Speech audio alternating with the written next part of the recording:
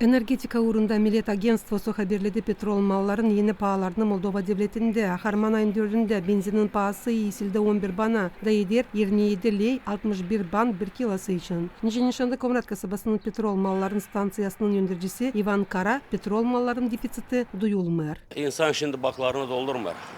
Böyle büyük fiyatlar pek büyük de insan doldurmuyor baklarını. İnsan bakar nice onun cebinde ne para var onun cebinde. O paraya göre de döker da gider gezer. No insan pek sevinir. Hani motorina düştü, benzin düştü da insan anca döksün biraz tazede da gitsin gezinsin yapsın kendi işlerini. Öyle insan sıkardı parayı zira bilmer sabah naşı anca olsun. Da istemiyor insan harcasın döksün para da gezinsin öte bu yana. Şimdi gezinmiyor ki öte bu yana zira o motorun yanında benzin etmiyor. Öyle büyük fiyatlar eder hani ona yok. Destek gezilmeye de kaçınma. Ekonomika eksperti Viktor Parlikov haberledi petrol malların pahaları çekilir halklar arası kotirovkalardan petrol mallarına hem de valuta kursundan.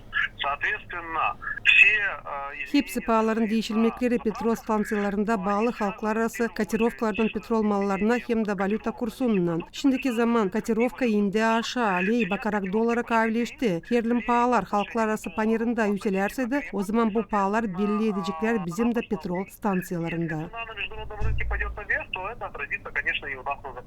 Bugünkü günler yok panika insanların aralarında anglara bağlı petrol malların defisitinden. Şoförler kendi sıralarında pek ahırlanırlar pahalarla petrol mallarına. Diyeceğiz koani iyisilerlerde. Продукция hep pahalı. Продукция pahalı. Продукция durgundu. Satılmıyor. Avrupa buğday, harpa hepsi durur. Düşey birazsam kalkıyor сразу daha çok. Kalkır постоянно.